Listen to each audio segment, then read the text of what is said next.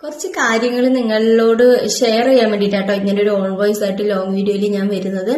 Okay, first തന്നെ എനിക്ക് പറയാനുള്ളൊരു കാര്യം എന്താ വെച്ച് കഴിഞ്ഞിട്ടുണ്ടെങ്കിൽ, ഞാനിങ്ങനെ റീച്ചിന് വേണ്ടി ആരും വീഡിയോ ഇടരുത് എന്ന് പറഞ്ഞ സമയത്ത് കുറച്ച് നെഗറ്റീവ് കമന്റ്സ് വന്ന് അതിനെക്കുറിച്ച് ഫസ്റ്റ് തന്നെ പറയാനുള്ളത്. ഞാനും അത് തന്നെ ചെയ്യല്ലേ എന്നാണ് ചോദിച്ചത്. നിങ്ങൾ മനസ്സിലാക്കേണ്ട കാര്യം, എനിക്കൊരു യൂട്യൂബ് ചാനലുണ്ട്, ഇൻസ്റ്റാഗ്രാമിലുണ്ട്.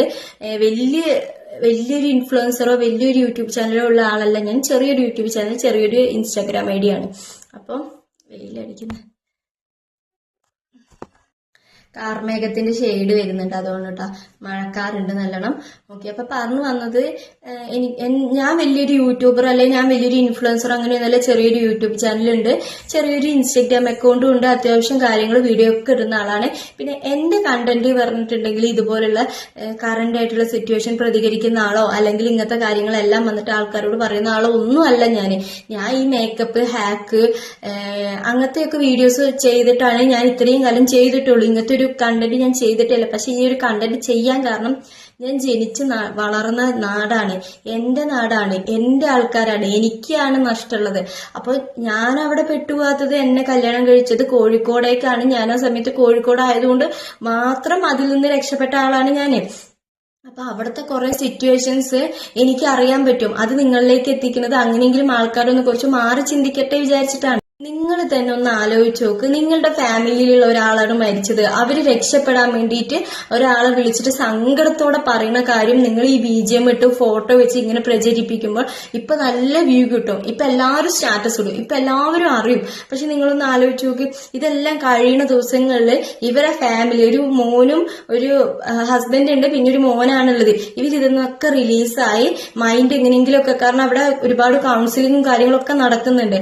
ഇതൊക്കെ കഴിഞ്ഞൊന്ന് റിലീഫായി അവർ വരുന്ന സമയത്ത് ഇപ്പൊ അവർക്ക് ഫോണൊന്നും ഇല്ല. അവിടെയുള്ള ഒരാളെ കയ്യിൽ ഫോണിൽ ഇന്നലെയൊക്കെ അവർക്ക് ഓരോരുത്തർക്ക് മൊബൈലൊക്കെ എത്തിച്ചു കൊടുക്കുന്നുണ്ട്. ഇത് കഴിഞ്ഞ് ഇവര് റിലീഫായി വരുന്ന സമയത്ത് ഈ വീഡിയോ ഒക്കെ കാണുമ്പോൾ അവരൊരു മാനസികാവസ്ഥ, പിന്നെ അവർ ആ ഡിപ്രഷനിൽ പോവുകയല്ലേ ചെയ്യുന്നത്.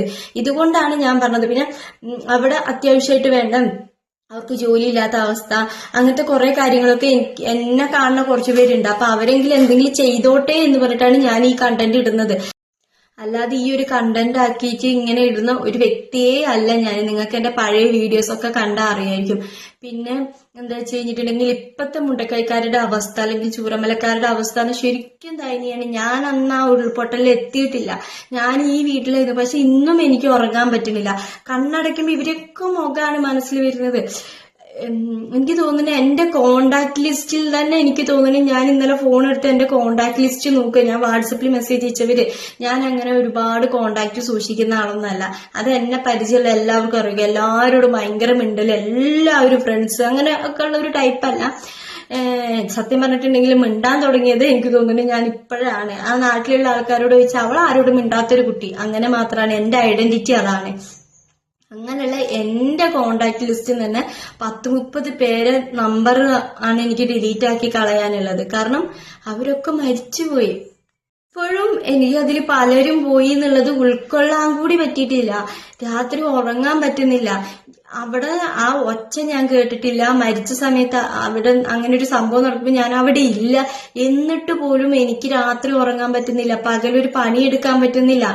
എന്താ പറയാ, കൊച്ചിന്റെ കാര്യങ്ങളായാലും ഭയങ്കര എന്താ പറയാ, പണ്ടത്തെ ഒരു ഇതിലേക്ക് എനിക്ക് വരാൻ പറ്റുന്നില്ല. ഞാൻ വിചാരിക്കുന്നു, ഞാൻ പണ്ട് സ്റ്റിച്ചിങ് വീഡിയോ ഇടുന്നു, ഹാക്ക് വീഡിയോ ഇടുന്നു, ഇതിലേക്കൊക്കെ ഞാൻ തിരിച്ചു വരണമെന്ന് ഞാൻ ആഗ്രഹിക്കുന്നുണ്ട്. കാരണം അങ്ങനെയെങ്കിലും ഈ ഒരു സംഭവം മറക്കാൻ വേണ്ടിയിട്ട് ഞാൻ ശ്രമിക്കുകയാണ്. കാരണം ഇൻസ്റ്റ തുറന്നാൽ ഇതാണ്, യൂട്യൂബ് തുറന്നാൽ ഇതാണ്. നമുക്ക് ഇതിൽ നിന്നൊരു റിലാക്സേഷൻ കിട്ടാണ്ട് ഒരു ഡിപ്രഷൻ മൂഡിലേക്കാണ് സത്യത്തിൽ പോകുന്നത്. ഞാൻ ഇന്നലെ രാത്രിയൊക്കെ ഈശ്വര എന്താണ് എനിക്ക് സംഭവിക്കുന്നതെന്ന് അറിയില്ല. മിഞ്ഞാന്ന് രാത്രിയൊക്കെ എനിക്ക് ഉറങ്ങുമ്പോൾ പേടിയാവും. ഞാൻ ഇടയ്ക്കിടയ്ക്ക് എഴുന്നേൽക്കുക, എനിക്ക് കണ്ണടച്ച് ഉറങ്ങാൻ പറ്റുന്നില്ല. ആ നാട്ടുകാർ, എന്റെ അവസ്ഥ ഇതാണെങ്കിൽ നിങ്ങളൊന്ന് ജസ്റ്റ് ആ നാട്ടിലുള്ളവർ ഇത് അനുഭവിച്ചവരുടെ അവസ്ഥ ഒന്ന് ആലോചിച്ച് നോക്ക്.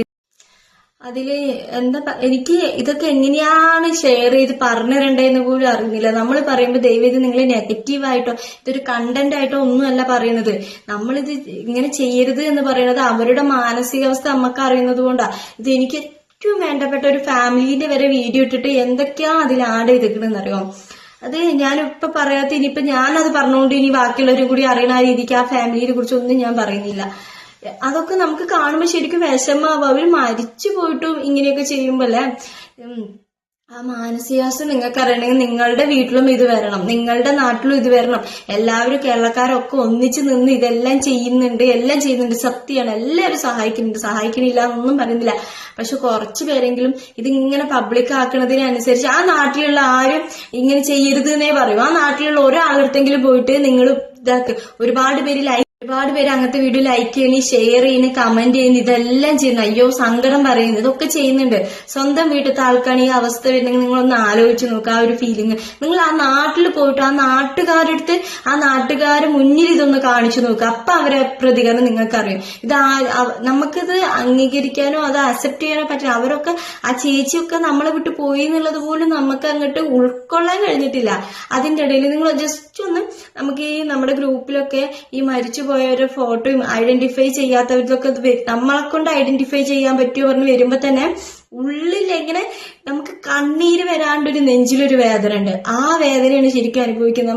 നമുക്ക് ഈശ്വര ഇവരെത്ര വേദനിച്ചിട്ടുണ്ടാവും. നിങ്ങൾ തന്നെ ആലോചിച്ച് നോക്കി. ഈ കല്ലിലും ചെളി കുടിക്കുക, മൂക്കിലൊക്കെ കയറി. ഇപ്പൊ രക്ഷപ്പെടുത്തിയവരെ തന്നെ മൂക്കിലും ചെവിന്റെ ഉള്ളിലൊക്കെ മണ്ണ് ഇങ്ങനെ ക്ലീൻ ചെയ്തെടുക്കുക.